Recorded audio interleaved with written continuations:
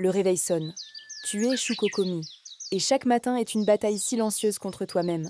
Le chemin vers le lycée est une scène de théâtre. Tout le monde te regarde, murmurant à quel point tu es parfaite. Ils voient une déesse de glace. Mais à l'intérieur, ton cœur bat si fort que tu as peur qu'il explose. Tu franchis la porte de la classe. Le silence s'abat instantanément. L'attention de tous est étouffante. Tu t'assois à ton bureau. Ton dos est raide, tes mains tremblent légèrement sous la table. Tu ouvres la bouche pour dire bonjour. Juste un simple mot. Mais l'air refuse de sortir de tes poumons. Les dizaines de paires d'yeux fixés sur toi sont comme des projecteurs brûlants. Elle est trop cool pour nous parler, murmure-t-il. Ce malentendu est un mur que tu ne peux pas briser. Une sueur froide coule dans ton dos. L'anxiété sociale est un monstre invisible qui t'étrangle à chaque respiration. Quelqu'un s'approche pour te parler. La panique te frappe comme une vague glacée. Tes muscles se figent. Tu veux sourire, mais ton visage se crispe en un regard froid par pure terreur. Tu les fais fuir. Encore une fois. Dès qu'ils se détournent, tu as envie de pleurer. Tu hurles dans ta tête, mais personne ne t'entend. L'heure du déjeuner. Tout le monde mange en groupe.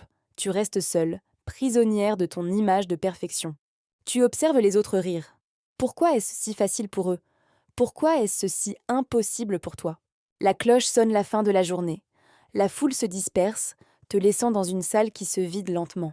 Il ne reste plus qu'un garçon, Tadano. Un garçon tellement ordinaire mais qui t'observe silencieusement. Il se lève et s'approche. Tu recules, heurtant le grand tableau noir, tu es acculé. S'il te plaît, ne me déteste pas, penses-tu. Tu t'attends au pire. Mais il te pose une question inattendue. Tu as du mal à parler aux autres, n'est-ce pas? Ton monde s'arrête. Pour la première fois de ta vie, quelqu'un a vu la vérité derrière ton masque. Tu hoches la tête lentement, les larmes aux yeux. Oui, tu as tellement de mal à parler. La honte te submerge. Tu te retournes pour fuir, pour disparaître avant qu'il ne se moque de toi. Mais le bruit sec d'une craie sur le tableau t'arrête net. Tadano vient d'écrire quelque chose. Il fait beau aujourd'hui, n'est-ce pas? Lit-on sur le grand tableau vert. Tu hésites. Tes mains tremblent violemment. Tu t'approches et tu prends une craie à ton tour. Le contact de la craie froide te donne un courage inattendu. Le tableau devient ton porte-voix. Tu écris. Une phrase, puis deux. Les mots que tu gardais prisonniers depuis des années se déversent enfin. Le silence de la classe n'est plus étouffant. Il devient un sanctuaire, votre refuge secret. Tu lui racontes ta solitude, comment chaque interaction te terrorise, comment tu n'arrives même pas à commander un café. Tu lui expliques que tu veux des amis. 100 amis. C'est ton rêve le plus cher, mais il semble si lointain. Tes larmes coulent silencieusement pendant que tu écris. Tu pleures toutes les fois où tu as été incomprise. Tadano ne fuit pas. Il ne se moque pas non plus. Il lit chaque mot avec une attention bouleversante. Il prend la craie et écrit « Alors, je serai ton premier ami.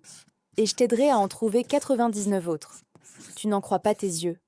Ton cœur s'arrête une fraction de seconde. Puis, il se met à battre à un rythme nouveau, un rythme d'espoir. Le tableau noir est entièrement recouvert de poussière blanche et de vos conversations muettes. Pour la première fois de ta vie, l'énorme poids sur tes épaules s'allège.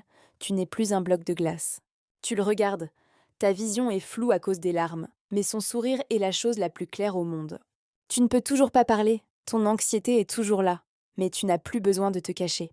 Le soleil se couche, baignant la classe vide d'une lumière douce. Ton voyage vers les autres vient de commencer. Le lendemain matin, l'air semble moins lourd. Pour la première fois, tu as une raison d'aller au lycée. Tu marches vers l'école, mais cette fois, Tadano est à tes côtés. Sa présence est un bouclier invisible. Pourtant, les regards des autres élèves sont brûlants. Ils te vénèrent, mais ils détestent le garçon qui marche avec toi. La culpabilité te serre le cœur. Est-ce que ton amitié va lui causer des problèmes? Tadano te suggère de te faire un nouvel ami. Il pointe du doigt Najimi, une tempête d'énergie sociale. Najimi s'approche. Trop près. Trop vite. Le volume de sa voix te frappe comme un mur de briques. Ton corps se fige. Le monstre de l'anxiété se réveille, enroulant ses griffes autour de ta gorge. Tu essaies de te présenter, mais tes yeux se plissent sous l'effet de la panique. Tu as l'air terrifiante. Pourquoi me regardes-tu comme ça? Demande Najimi, effrayé. C'est un désastre. Tu attrapes ton carnet pour écrire, mais tes mains tremblent tellement que tu ne peux pas tenir le stylo. Le carnet tombe au sol. Tu te sens pathétique. Pourquoi la chose la plus naturelle du monde est-elle si dure pour toi? Tadano intervient. Il explique tout à Najimi. Ton incapacité à parler, tes peurs, ton rêve, l'expression de Najimi change. La peur laisse place à la compréhension. Le malentendu est brisé. Najimi te sourit chaleureusement. L'étau autour de ta poitrine se desserre un peu. Tu as un deuxième ami. Pour fêter ça, il t'emmène dans un café. C'est l'épreuve ultime. La jungle sociale. C'est à ton tour de commander. Tu te tiens devant le comptoir. Le barista attend. Les mots sur le menu dansent devant tes yeux. C'est comme essayer de lire une langue extraterrestre sous la pression. Tu fermes les yeux. Tu rassembles tout ton courage.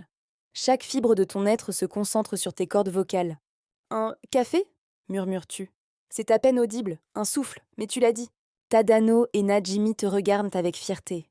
La montagne que tu viens de gravir est invisible pour les autres, mais pour toi, c'est l'Everest. De retour dans ta chambre, tu ouvres ton carnet. Ta main ne tremble plus autant. Tu écris le nom de Najimi en dessous de celui de Tadano. 2 amis, plus que 98. Le lendemain, un nouveau défi se présente. Le professeur te demande de lire un passage du livre à voix haute. Le silence retombe. La classe entière retient son souffle pour écouter la voix de leur déesse. Mais ta gorge est nouée. Les mots sur la page se brouillent. Tu baisses les yeux, honteuse. Tu ressens ce vieux vertige, le sentiment de décevoir tout le monde, de n'être qu'une coquille vide. Soudain, quelqu'un fait tomber une pile de livres avec un fracas énorme. C'est Tadano. L'attention de la classe se tourne vers lui. Le professeur soupire et lui demande de ramasser. La pression sur tes épaules s'évapore instantanément. Il a fait le clown pour te sauver de l'humiliation. Tu le regardes avec une gratitude infinie. Personne n'avait jamais fait ça pour toi avant. À la pause, la pluie commence à tomber. Une pluie mélancolique qui tape contre les vitres du lycée. Tu te tiens dans le couloir, écoutant le bruit de l'eau. Pour une fois, le silence n'est pas ton ennemi. C'est un moment de paix. Tu réalises que tu n'as pas besoin d'être parfaite. Tu as juste besoin d'être toi-même. Tadano te rejoint. Il ne dit rien, il se tient simplement à tes côtés, regardant la pluie lui aussi. Une communication sans mots, une compréhension pure.